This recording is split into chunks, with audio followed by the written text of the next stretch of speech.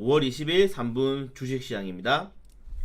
무역 협상이 장기화가 되면서 오히려 협상이 아니라 정보통신 기술을 통한 4차 산업 관련 무역 전쟁이 이제 2라운드로 제기되는 것이 아닌가라는 우려가 좀 크게 나오고 있습니다.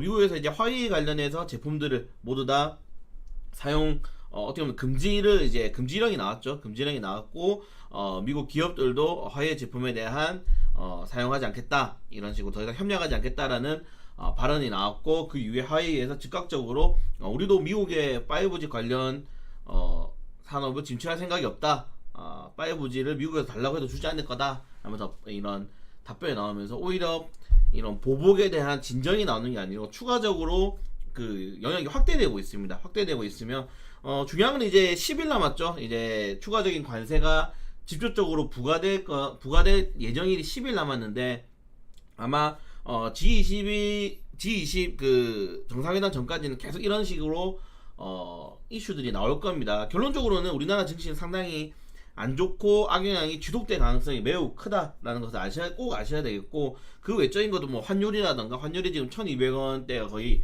드롭퍼가 확실시되고 있으며, 뭐 MSCI 뭐 비중 편입을 추가적으로 중국 쪽에서 이제 확산을 할 가능성이 크다라고 하면서 국내에서 3조 이상 자원이 좀 빠져나갈 수 있다, 이런 식의 또 악재들이 나오고 있습니다. 물론 예상했었죠. 예상 충분히 했었고, 아마 개별 장세가 지속적으로 나올 건데, 개별 장세를 뭐 장점과 단점이 있습니다. 하락장의 장점은 일단 멘탈적으로 너무 견디기 힘든 게 굉장한 단점으로 나타낼 수 있고, 그리고 특정 종목들이 좀 내가 포트를 넣기가 힘들죠. 너무 많이 급등이 나오니까. 장점 같은 경우에는 하락장에 강한 종목 좀 정해져 있습니다. 뉴스에 가장 강한 대장군들만 빠르게 상승하는 모습이 나와주고 있고, 그리고 세게 가죠. 뭐 9일 제지 이런 것처럼 세게 갑니다. 지금 5G 관련 테마주들이라든가 그래픽 관련 테마주들이 미중 무역 협상이 좀 지지부진한 가운데도 엄청난 급등이 나오는 걸 보실 수가 있어요. 이게 뭐냐면은 매수 심리가 완전히 그냥 한 종목으로 집중 투자되는 거기 때문에 급등폭이 기본적으로 한 1.5배에서 2배 정도 이상 간다고 보면 되거든요. 그래서 한 종목만 잘 잡아도 하락장에 대한 어느 정도 커버가 나올 수 있다라는 거 아셔야 될 것 같고요. 그래서 뭐 방향성이 중요하지, 시장이 뭐 떨어진다고 해서 주식이 망하는 거 아닙니다. 그래서 너무 걱정하실 필요는 없다. 그리고 이제 금요일날 좋은 이슈들이 좀 나왔죠. 이슈는 아니고 테마가 하나 또 나왔는데, 개성공단 관련 테마주들이 좀 상승이 나왔습니다. 남북 경협조 중에 원래 개성공단 테마주들이 제일 꼴찌죠. 꼴찌 관련 테마주도. 왜냐면은 유엔 제재가 딱 버티고 있기 때문에 상승이 좀 힘들어요. 근데 주중에 이슈가 나왔죠.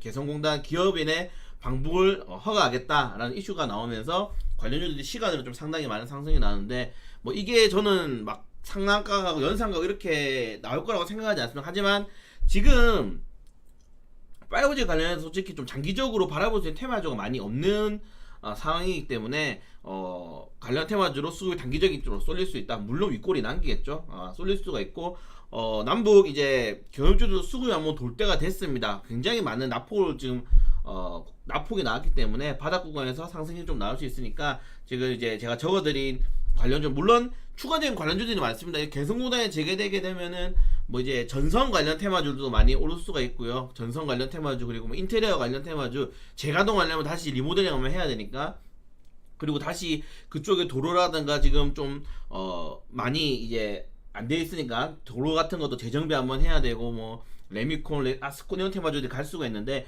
그거는 이제 미래의 이야기고, 결론적으로는 개성공단이 되진 않을 거예요. 당분간은 되지 않을 건데, 관련된 테마주들이 그래도 엮이면서 올라가고 있고, 재료들이 계속적으로 나오고 있다는 거 보시면은, 여러분 월, 화, 수, 목, 금 매일매일 테마주 재료들이 나오고 있습니다. 그렇기 때문에 하락장이 될수록 오히려 테마주 위주로 사야 된다고 저는 무조건 말씀드리고요. 그래서 관련 종목들 체크만 하시고, 오전에 수급 들어가는 걸로 뭐 단타 들어가는 것도 나쁘지 않은 방향이다 라고 보시면 될 것 같습니다. 그렇기 때문에 너무 지금 뭐 하락장이고, 물론 코스피가 제 생각에는 아마 2000포인트 정도까지는 아마 하락이 나올 거라고 예상이 되는데, 오히려 예상될 때는 우리 같은 개인 투자자들, 제가 개인 투자자들 장점은 뭐라고 말씀드렸죠?